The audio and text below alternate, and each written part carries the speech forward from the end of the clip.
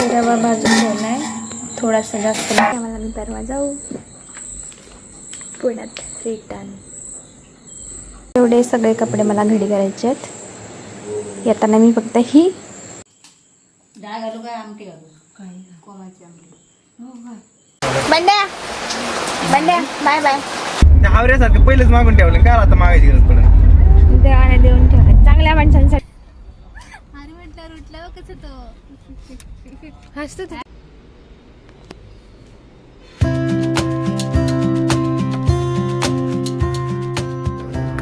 Hello guys, welcome back to the पुण्याची कोकण कन्या. नवीन एका व्हिडिओमध्ये तुम्हाला सगळ्यांचं स्वागत आहे.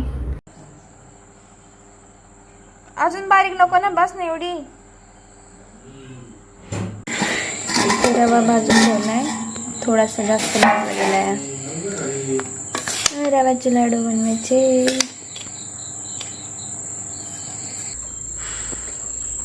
बॅगपासून करते मी. जायचंय आम्हाला, मी परवा जाऊ पुण्यात रिटर्न. आरोची बॅग भरते संध्या. माझी बॅग भरायची अजून.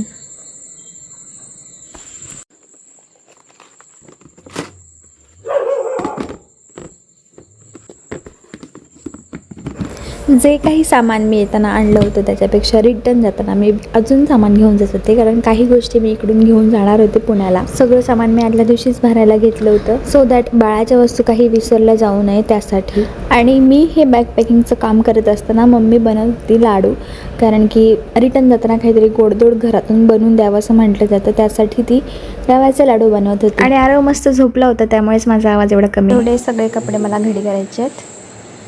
येताना मी फक्त ही आणि ती एक बॅग घेऊन गेली होती. आता जाताना अजून 2 वाढतील. एवढा सगळा पसारा घडी करते. आता हे सगळेचे कपडे तुम्ही बघितले नाही, ते आरवला लहान असताना गुंडाळण्यासाठी वापरले गेलेले होते. त्याचा उपयोग आत्ता काहीच नाही आहे त्याच्यासाठी. मी इथे ठेवून पण जाऊ शकत होते, पण म्हणतात ना एक आठवण असते आणि ते ठेवू वाटत नव्हतं मला, त्यामुळे मी सोबत घेऊन आले. आणि गरज नसताना सुद्धा मग तेही कपडे मी भरून घेतले. एवढे कपडे घरी करून ठेवले मी. हे बॅगमध्ये वगैरे भरायचे. उठले मी 10:30 वाजता. काल रात्री ते लोक तिकडे निघणार होते पुण्यामधून, सो मग त्यांच्यासोबत राहिले की ते निघण्यावर झोपेल. आणि ते निघाले होते 2:30 वाजता काहीतरी, आणि 2:30 वाजले होते. तर मग त्यांच्यासोबत राहिले आणि नंतर मला झोपच येईल. मग 4 वाजेपर्यंत वगैरे जागीच होते. नंतर आता उठले 10:30ला. माझं उरलेलं पॅकिंग आहे तिथं मला करायचं आहे. येथील शुभमणी मला वाटतं पोचतील दुपारपर्यंत. चार्जिंग संपलेलीचा फ्लॅश गेलेला, तर मी म्हणत होते की हां ते लोक दुपारपर्यंत पोचतील. 2 वाजता 3 वाजता 2:30 वाजता निघाले म्हणजे 1 वाजता वगैरे पोचू शकतात असं वाटतंय. बघूया. आणि चंपी केले की संजी पूर्णपणे तेल लावून मस्त वाटतं. तेल लावून मी चंपी केलेली शांत वाटतं डोकं. आणि जर अजून जास्त फील घ्यायचं असेल शांतपणे, शांत व्हायचा, तर त्याच्यामध्ये कापूर ॲड करायचं. खूप रिलॅक्स वाटतं, कारण मी असं करते अधूनमधून कापूर घालून. सो हां,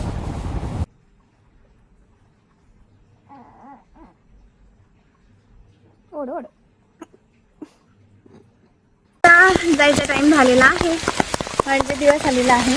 आले सगळे घरी, शुभम दीदी आणि माझा नवरा. आम्हाला जायचं होतं पुण्याला, तर ते आले. थोडा आराम करतात सध्या. पाऊस आमच्याकडे भरपूर लागतो आहे आणि एकदम थंड पाऊस आहे, असं नाही लागतं नाही लागतं, एकदम थंड पाऊस आहे.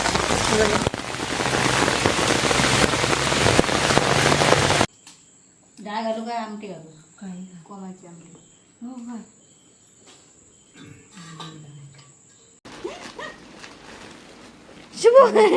शुभची बॅग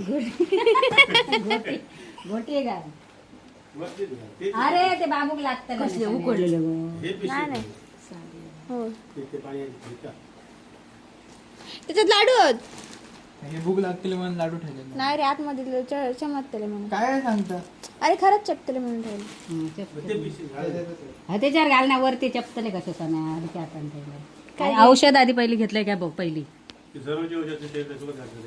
बंड्या Bandya bye bye bye bye bye bye.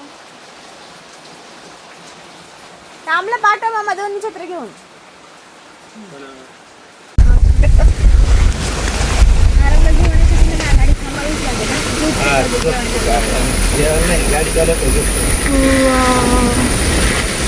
इथं खूप मोठे मोठे झाडं असतात बघा. हा सगळं डोंगर दिसतं का तुम्हाला?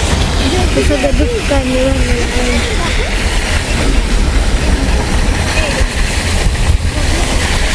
रात्रीचं छान जेवण केलं आणि दुसऱ्या दिवशी सकाळी आम्ही निघालो नाश्ता करून.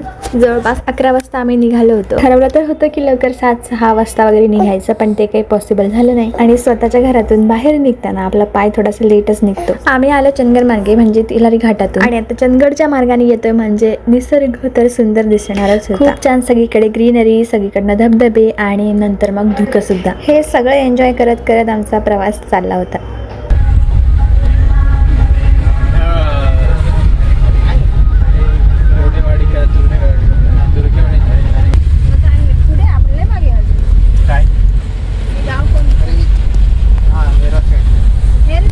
म्हणजे तुला म्हणायचं काय, आपण चाललो किती सावकाश सावकाश.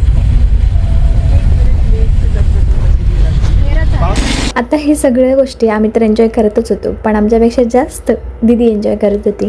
ती छान मस्त सगळ्या गोष्टींच्या व्हिडिओज वगैरे काढत होती आणि त्यामुळे यातले अर्धे व्हिडिओ तिनेच काढलेले आहेत. आता तुम्ही नीट बघितलं तर मागची सीट आम्ही पूर्ण पॅक केली होती आणि मस्त बेड बनवला होता, ज्यामध्ये मी, आरव आणि दीदी मस्त आरामात झोपून बसून उठून कसंही आमचं चाललं होतं. लांबच्या प्रवासासाठी हा खूप छान ऑप्शन आहे, कारण बाळाला आपण घेऊन नाही बसू शकत एवढे 12 तास. त्यामुळे आम्ही येताना पण असे चालले होतो आणि जाताना पण तसेच गेलो, आणि खरंच हे खूप कम्फर्टेबल आहे. आय एम सो सॉरी, माझा आवाज तुम्हाला खूप थोडा हळू येत असेल. आणि सध्या तरी ह्या गोष्टीसाठी मी काहीच करू शकत नाही, कारण की आरव झोपलेला असल्यावर किंवा झोपताना मी खूप स्लोली बोलते, आणि ही व्हिडिओची कामं जी असतात ते आरव झोपल्यावरच केली जातात.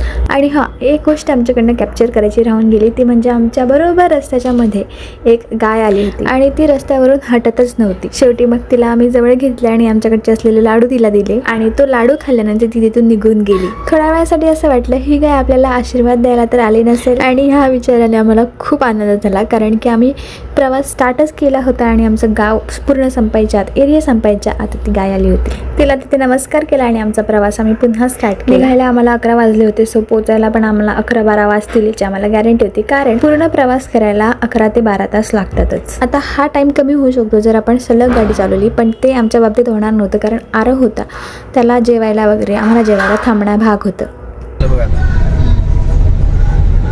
आता वाटतंय कमी करत आहे थोडंसं वेळा. आता वाटतंय 12 वाजले. इकडे वाटत नाही वाजले की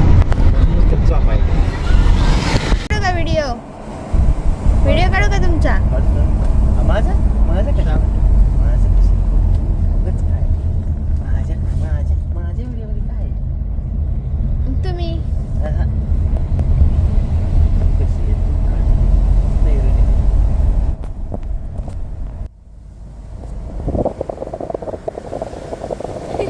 दीदीचा फ्लॅश चालू आहे फोनचा.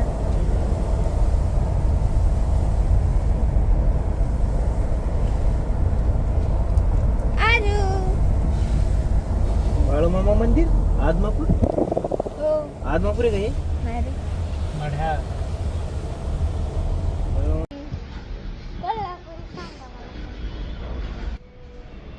कोल्हापुरी.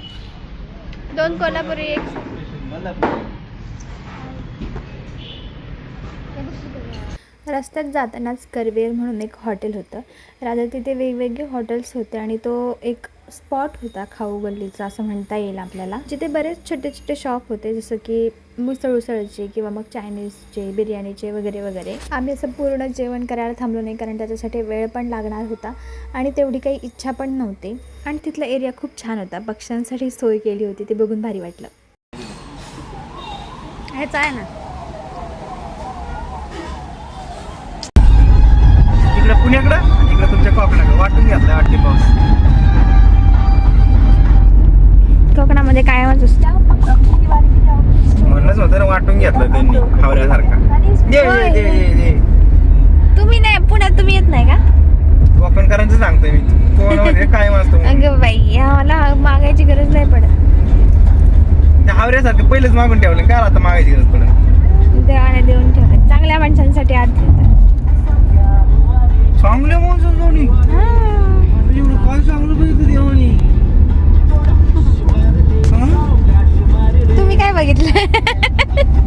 फसलो ना मी फसलो.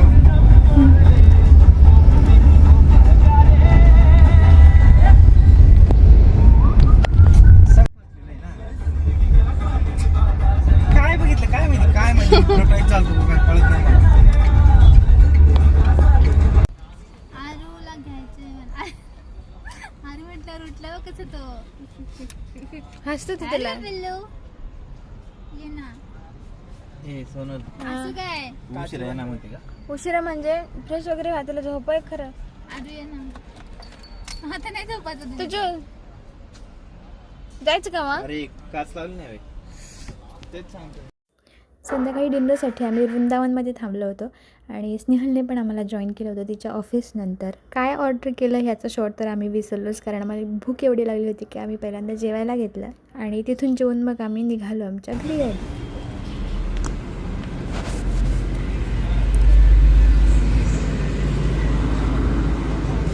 पुढचा जो शॉट आहे मी दुसऱ्या दिवशी सकाळी घेतलेला आहे. आता इथून पुढे तुम्हाला पुण्याचे व्हिडिओ बघायला भेटतील. चॅनलला सबस्क्राईब करून ठेवा. हा व्हिडिओ आवडला असेल तर लाईक करा, शेअर करा आणि कमेंट करा. आपण भेटू नेक्स्ट व्हिडिओमध्ये. Bye bye and take care.